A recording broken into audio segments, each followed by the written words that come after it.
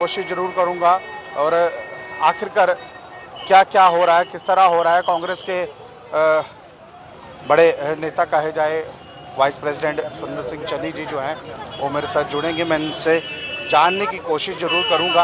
आखिरकार बड़े नेता भी कहीं ना कहीं कांग्रेस के यहाँ पर हैं। चन्नी साहब, पहले तो आपका बहुत बहुत स्वागत है। मुझे ये बताइए, कांग्रेस संसद से लेकर सड़कों तक चल रही है, क्या लग रहा है होम मिनिस्टर का इस्तीफा होगा?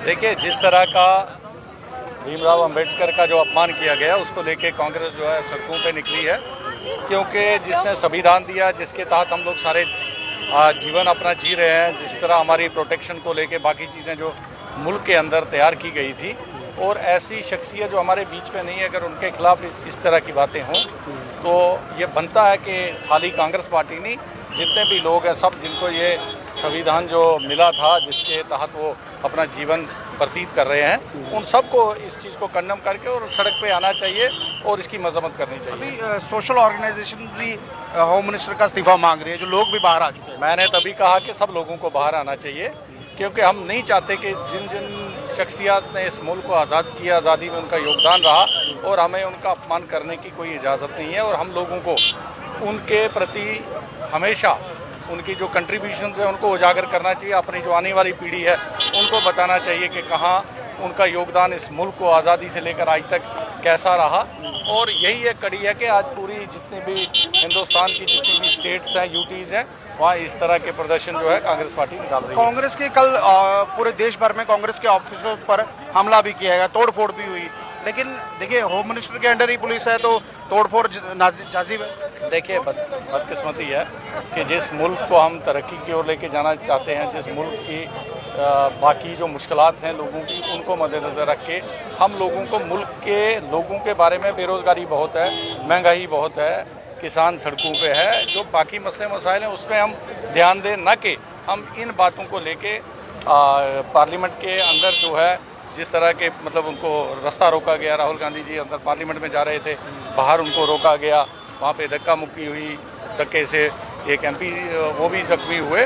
तो ये चीज़ें जो हैं ये नहीं होनी चाहिए।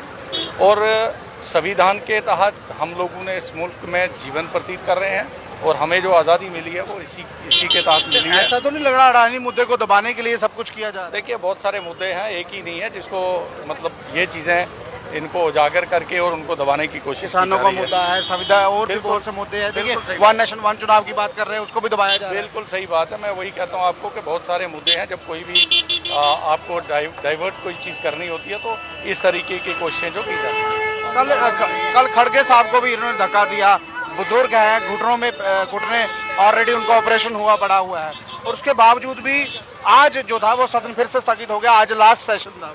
मैंने आपको वही कहा कि हम लोगों को अपने बुजुर्गों का, जो हमारे बीच में नहीं है, जो हमारे बीच में है, जिनका योगदान रहा इस सियासत के अंदर, और हम लोगों को उनके प्रति इस तरह की जो हरकतें वो नहीं करनी चाहिए।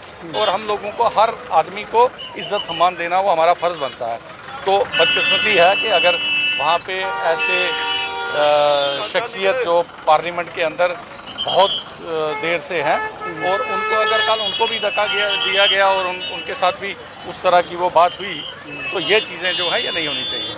चलिए सर, बहुत बहुत धन्यवाद। देखिए, कांग्रेस के बड़े नेता सुंदर सिंह चन्नी जी मेरे साथ जुड़े थे, लेकिन कांग्रेस जो है इस वक्त आगे की तरफ बढ़ती हुई नजर आ रही है। सतवारी चौक से ये लाइव दृश्य आपको दिख रहे हैं, क्योंकि सूरज की लाइट जो है वो अंगेस्ट है, इसलिए आपको हो सकता है ये तस्वीरें क्लियर ना दिख रही हो। मैं लेकिन दूसरी ओर आपको बता दूं, ये दूसरी ओर का जो दृश्य है, कांग्रेस संसद